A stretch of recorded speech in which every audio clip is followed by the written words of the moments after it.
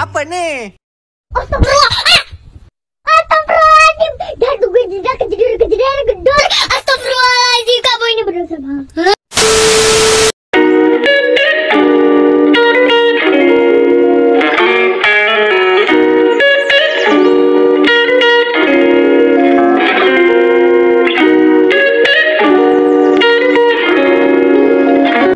Zaman Neolitikum atau zaman batu muda adalah periode pada masa prasejarah ketika manusia menggunakan alat-alat dan batu yang telah dihaluskan.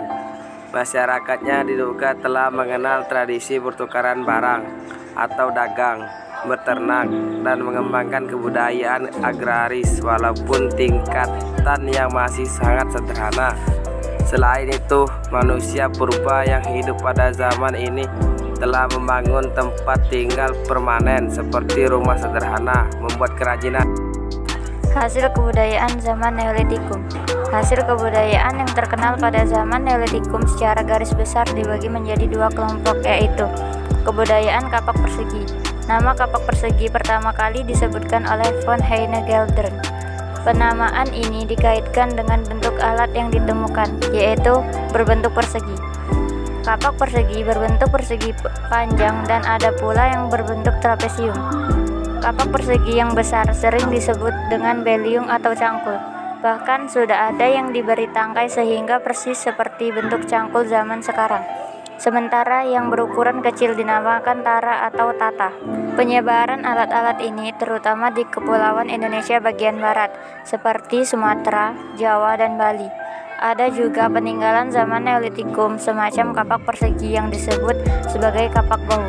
Bentuk kapak bahu terbilang sama, hanya di bagian yang diikatkan pada tangkainya diberi leher sehingga menyerupai bentuk botol persegi. Di Indonesia, kapak bahu hanya ditemukan di Minahasa.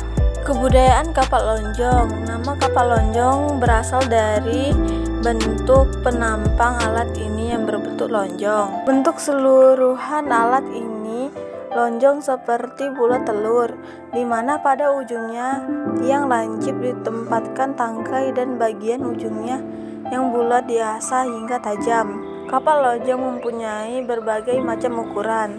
Yang besar sering disebut Walzenbeil, sedangkan yang kecil dinamakan Kleinbeil. Penyebaran jenis kapal lonjong terutama di kepulauan Indonesia sebagian timur, seperti di daerah Papua, Seram, dan Minahasa. Ciri-ciri zaman Neolitikum. Alat-alat batu sudah diasah dan dihias. Tempat tinggal manusianya sudah menetap. Perubahan dari food gathering ke food producing.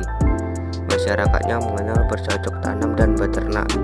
Ditemukannya kebudayaan kapak lonjong dan kapak persegi. Masyarakatnya telah mengenal kepercayaan manusia pendukung. Manusia yang sudah mulai hidup menetap terdapat pada masa Neolitikum. Pada zaman ini telah hidup manusia purba jenis Homo sapiens yang mendukung terjadinya revolusi kebudayaan. Manusia pendukung kebudayaan Neolitikum adalah manusia Proto Melayu yang hidup pada 2000 sebelum Masehi, seperti suku Nias, Toraja, Dayak, dan Sasak. Peninggalan zaman Neolitikum, di samping kapak persegi dan kapak lonjong, ditemukan pula peninggalan zaman Neolitikum yang tidak terbuat dari batu. Berikut ini beberapa contohnya. 1. Perhiasan. Perhiasan berupa gelang dan kalung dari batu indah, banyak ditemukan di Jawa. 2. Pakaian.